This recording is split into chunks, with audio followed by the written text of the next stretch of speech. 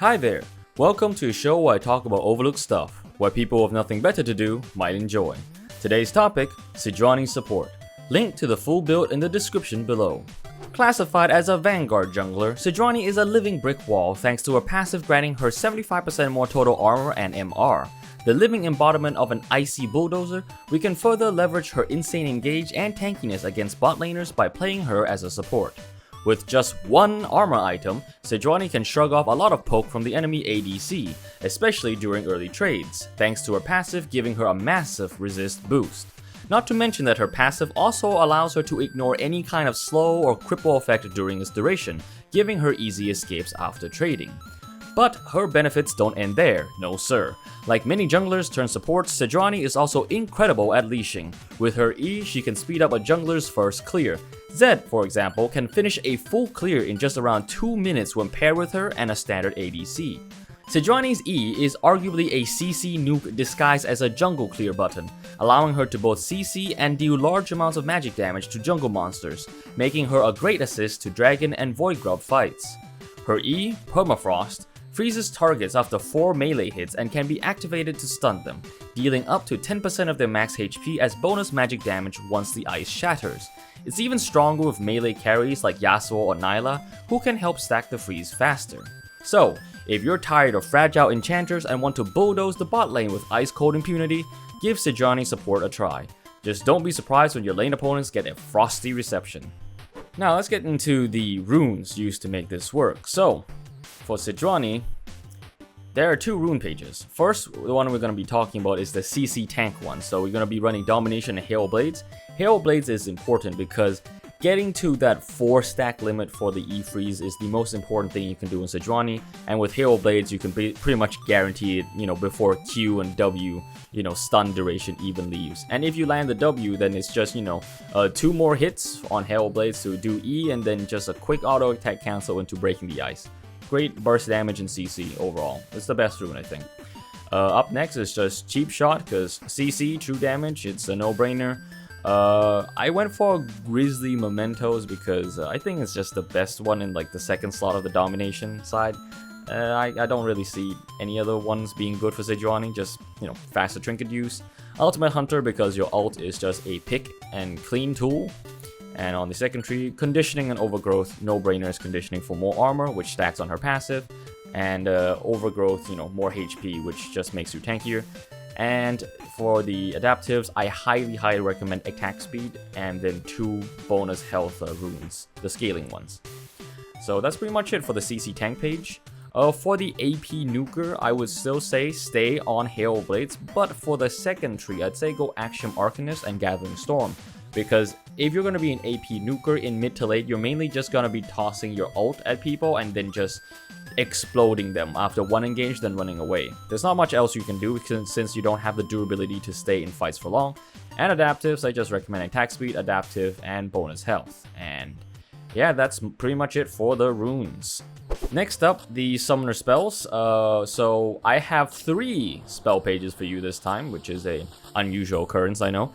And the level 3 kill angle is Flash and Ignite. So if you think you've got a kill angle at level 3, just take Flash Ignite because this is almost guaranteed every time. Because Sejuani Burst combined with ADC damage, 1 Ignite and boom, you're done. You get that kill real easy. So this is the page I would recommend if you're running an aggressive lane, that you have the advantage at level 3. For the second spell page, this is more the supportive one. Maybe if you're still not too sure what you're doing on Sejuani support, or how the game will go, take Flash Heal. This is just a safer option. You still have Flash to like engage and whatnot, for a kill angle, and Heal to just back off or run away. And then we have the third page, which I like to call the Freaky page. This is also incidentally the page I like using the most. This is the Heal Ignite page. And I like using this because Heal is kind of like my flex pick spell, and Ignite is like the kill angle one. I know, it's kind of freaky, but try this one out if you feel somewhat confident and a little coked up. Yeah, just try it. Maybe you'll have fun. Coming right up are the items. So, starting items are as usual, a World Atlas, Health Pot, and Stealth Ward. No biggie. And we're gonna have 2 builds this time around. So we're gonna first discuss the good old reliable CC tank build for Sejuani. So it's gonna be winged moonplate and boots. That's gonna be your first back item. So why winged moonplate? Because winged moonplate gives everything that Sejuani wants in the early game, really. It gives her health and movement speed, and she needs both to be a tank and also to just catch to targets. So winged moonplate is a really good first component on her, I believe. And if you have the money, just get boots, because that's even more movement speed. You can just chase people easier. And you'll soon complete winged moonplates into Trailblazer, because Trailblazer is a very fair and balanced item, because it just gives you armor, movement speed, and health at a really cheap price of 2,400. And you know, it's just good, and your ADC can also follow for behind your trail, and you can even use it to run away or roam. It's just really flexible, good first item for Sejuani. Now, for the boot options, you have options between plated steel caps, merc treads, Ionian symbiotics, and Swifties. So plated steel caps and mercs, as always, they're just defensives up to the situation. Ionians, if you feel like, you know, the game's going really fast and you want to snowball harder, so you just get, you know, that faster movement speed immediately and that CDR. Symbiotic Souls, if your lane is an absolute stalemate and you just gotta roam somewhere else. And Swifties is what I normally go for, because half my matchups are just people who want to run away from me in combat. So these Swifties just help you stay on top of them. I know it's a bit redundant that it reduces the effectiveness of slows by 25%, but sometimes it really does get that bad with all the CC in the game. So for me personally, I would either buy Swifties or just either defensive options most of the time. Yeah, so that's something to consider. And the core build we're going to be going for is Bloodsong, Trailblazer, and Hollow Radiance. So Bloodsong, because just her normal engage, once she auto attacks someone after her Q or W and whatnot, that's like a lot more damage coming from your team yourself. No, that's self-explanatory. Trailblazer, as I said before, and Hollow Radiance, because after Trailblazer, normally you want to go for like an MR item to supplement your defenses so that you can tank better in like the skirmishes in mid game. And I think Hollow Radiance is good because a little bit of Bami's damage with the the clearing wave, because sometimes especially in solo queue games, the people who are supposed to be clearing waves are not clearing waves or managing them correctly, and you need to quickly do it and go back to help support your team. So you can just quickly clear up the wave with Hollow Radiance and just go back to your team. So I find it to be useful overall for this. And health and the magic resist is also good. Now, in any case, if the enemy team actually is, like a full AD team and you don't really need MR, you could swap out Hollow Radiance for something like Frozen Heart instead, which is really good for taking down, attack speed annoying people like Yone or Yasuo, or just like, ADCs in general. So that's pretty good. And that's actually in the flex items section. So flex items, so any items after your core build, that's Abyssal Mask, Chaotic Rookern, Thormail, Frozen Heart, Ending Despair, Warmonks. And just quick rundown: Abyssal Mask, if you got a lot of AP carries, Chaotic Rookern for the ultimate magic, MR defense stat, Thormail for anti-heal, Frozen Heart, like what I said before, armor and anti-attack speed, Unending Despair if you feel like you've been brawling a lot. It gives you, magic resist and armor, so it's pretty good as like a middle of the pack pick. And Warmog's armor if the game has progressed to a certain point where things are just meh and you get poked a lot and you just need to regen. And I've calculated out the HP. Someone can correct me if I'm wrong, but I believe that both with Trailblazer and Hollow Radiance build, you can build Warmogs and the passive will activate, if I'm not wrong. This according to my previous calculations. But correct me if I'm wrong in the comments. Yeah. And the example final build is Bloodsong, Plated Steel Caps, Trailblazer, Hollow Radiance, Unending Despair, and Frozen Heart. This is just an example. You're welcome to just build according to the situation. But yeah, that's pretty much it for the CC tank build. Now we go to the full-on freaky AP nuke build. I'm not going to explain much on this because if you're running this build, you know what you're doing. So first back Lost Chapter and boots, for mana sustain, and also the fact that we're going to build Lost Chapter into Malignance for the ult cooldown, because the ult is arguably the most AP devastating nuke thing that Sejuani has early on. So Malignance into Storm Surge for the building up on that, ult nuke ankle.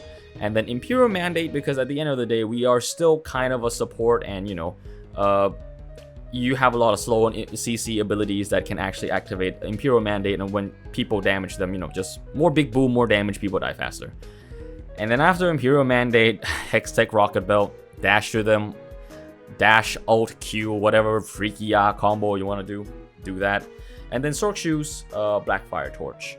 I think the item here on the Mobafire page might be aligned a little bit wrong. I'm not sure why Sork Shoes are this far back, but I'm pretty sure you can figure out the whole build yourself. But yeah, this is pretty much the full-on freaky AP nuke.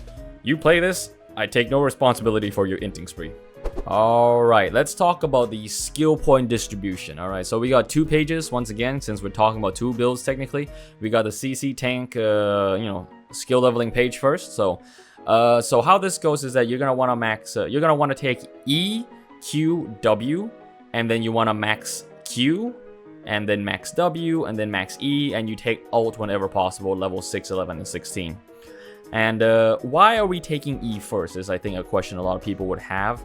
That's because I feel that the value of taking E is that you get to just quickly help your jungler clear so much faster than taking any other option, because E is just broken when it comes to multi-man jungle camp clears. It's just broken that way. And early on at like level 1 to 2, you're most of the time you're not going to be engaging anyone, because you need both Q, W, and E to actually activate your full CC chain to secure a kill. Otherwise, you're just going to be taking free damage or just getting kited away. So that doesn't really work. But having that E level 1, so if anything does happen, like a full raid or a brawl or something, just by simply auto-attacking people, you can impose such a huge threat presence that if you go to 4 stacks and you freeze and then you break them, that's like a good 30% of their HP gone. It's a real threat presence, and which is why I think taking E first is just the best option in my opinion as Sejuani support. And the reason why we max Q out first is because Q is your main bread and butter engage and also escape. So I think having this Q on the lowest cooldown, and look at how much you get per level up. You reduce it by like 1.5 seconds, and then another 1.5. You reduce it by 1.5 seconds each rank up, which is really good, and the cost isn't too expensive. You don't really need to upgrade W and E early, because they're not really damage tools since you're playing as a CC tank. They're just tools to get to that permafrost stack, really. And so yeah, that's how I would say it. Max Q first, then W, then E, and always start EQW. Yep. And now we're gonna go to the AP Assassin page. Now you could say like, hey, but Rock Tofu, this page looks exactly damn near the same as the first one. I mean, well, what the heck changed? Well, what really changes is that we are, putting an additional point into E at level 7. Now, why do I think, we should, we're still maxing out Q, we also still start with E, Q, W, but why are we putting an additional point into level 7 into Permafrost? Well, I think we do that because on AP, most of the time, your combo is going to be, launching the, the Glacial Prison to freeze them and then break the freeze with auto, which the freeze damage is based on your Permafrost, which means that Permafrost is now a core damage rotation in your kit. And if you look at this item, this little description box here, it shows that this thing deals almost double the damage at level 2 compared to level 1, from 55 to 105, which I think is a significant jump, especially in early games, when everyone's just barely level 6 or level 7. So I think this is why it's worth taking at 7, because it can help get that extra bit of mileage into killing someone after you go post 6. That is my sincere recommendation, and that's what I've tested too, and I've found that works the best so far. So yeah. But overall, other than this, exact area, everything else is the same. Start with EQW, max Q, max W, then max E, take out whenever possible. And that's pretty much for skill leveling. Yep. The game plan with Sejuani actually begins before she even reaches lane.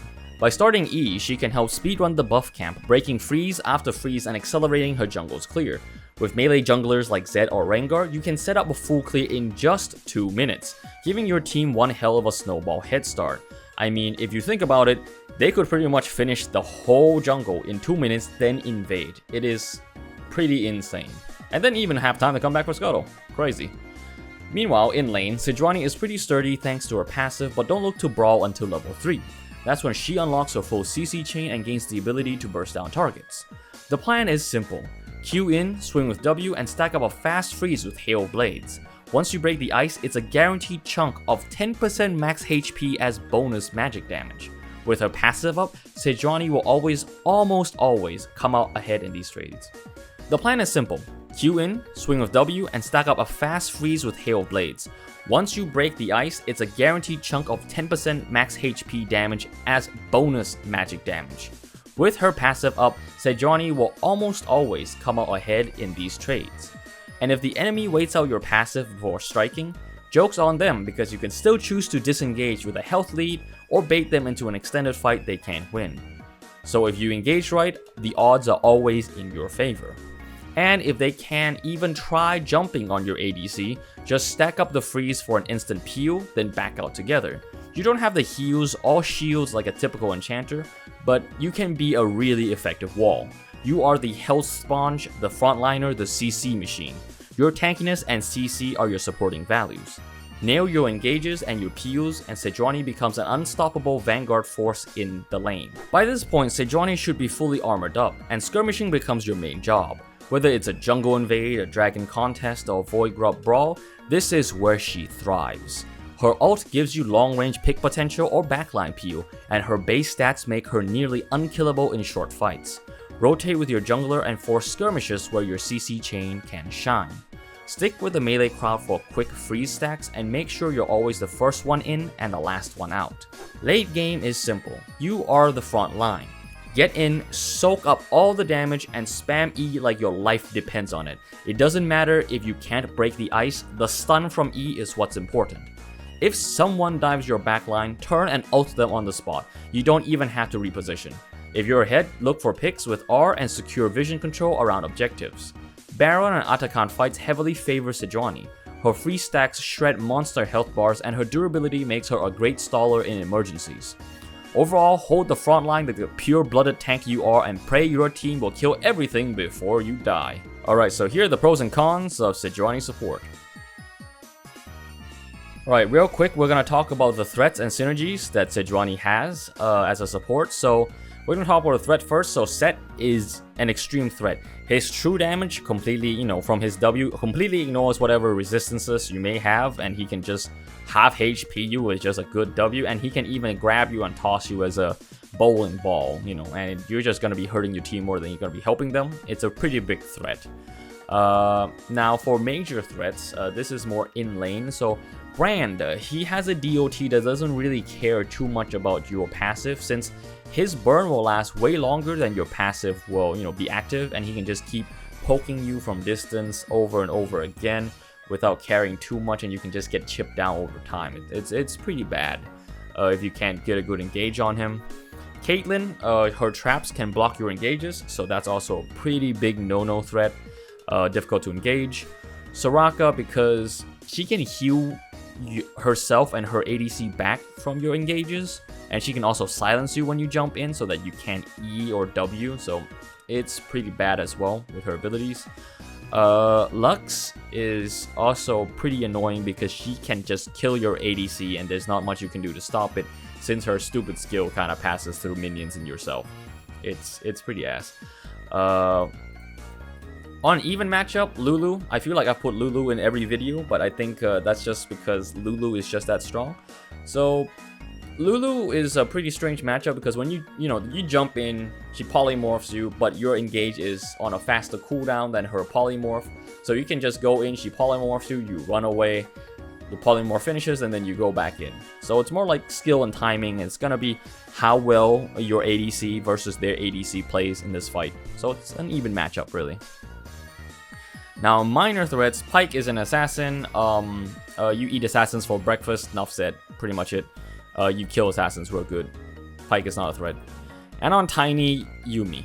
you can just kick the shit out of the ADC she's attached on and win. There's not much else to say there. And the ideal synergies. So Sejuani, the key thing about her is her free stacks. So Yasuo, you know, he can gap close quick, he does a lot of good damage, and when you knock targets up with your Q, he can just ult immediately. Great synergy, fantastic. If you got someone who likes playing Yasuo ADC, just play Sejuani support for them, they'll love it. Nyla is on a similar thing, where she also can just helps you stack your freeze up really quickly. And Nyla can actually help, you know, with her ult when she drags people into the center. You can just throw an ult to combo in with that, and it's just really stupid how you can just AoE everyone together. It's like having like a melee Diana ADC kind of thing, but it's just Nyla. Yeah, so that's also good. Now, Ashe is also an ideal pick. She cannot stack your freeze, but you know, she has so much CC that you can just stack your freeze fine anyways, and you know, it's just really good combo. It's just obnoxious, the CC, so that's why she's ideal.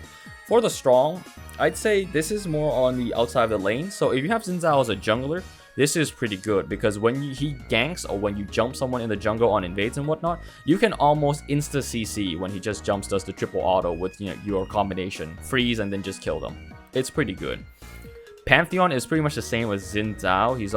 He's either your mid, top, or jungler. I mean, Pantheon can be played anywhere. And his triple auto attack after his max stack W is what really guarantees the kill here. Yeah. And Draven is an ADC. He's just here because he just does a lot of damage and he kind of synergizes with a playstyle of going in early. And Caitlyn, ironically, despite being a threat to you, is also a really good teammate to you because if you're slowing someone down, you're freezing and doing this whole CC chain thing, she can just put all the traps underneath their feet or just block their path and then just get free headshots. I mean, you probably don't have to do that much in order to kill ADC, but like, you can. I'm just saying, she just has a lot of damage. And that's pretty much the synergies I would recommend here and here. Sejuani has always been one of my favorite junglers, and I'm glad I finally got to make a support build on her that actually works. Yeah, I know I say that a lot, but what can I say? I like a lot of champions, especially when they're being played in ways that they shouldn't be played, or intended to by Riot Games. But anyways, some of you might not know this, but Sejuani support actually started out as an experimental idea. One of my viewers suggested it a while back, and I think it was like 2 seasons ago or something, and well, you know, it didn't exactly work out back then. But seasons change, and so do keystones. With the buffs to Hail of Blades, I figured it was finally time to revisit it. And now, consider that old promise fulfilled, good sir. Sejuani support is here in the flesh. So, what do you think? What would you build on Sejuani support? Are you a bona fide AP Sejuani fanatic? What other crazy shit have you done on Sejuani? Did you enjoy watching? And did you subscribe? Do you have your own suggestions for this series? Leave your thoughts in the comment section below. Your idea could end up in the next community poll. And that's all for today, folks. If you enjoyed this video, be sure to leave a like. Over 90% of my viewers are not subscribed to my channel, so consider doing so if you're interested. I'll catch you guys later. Rock Tofu, signing off.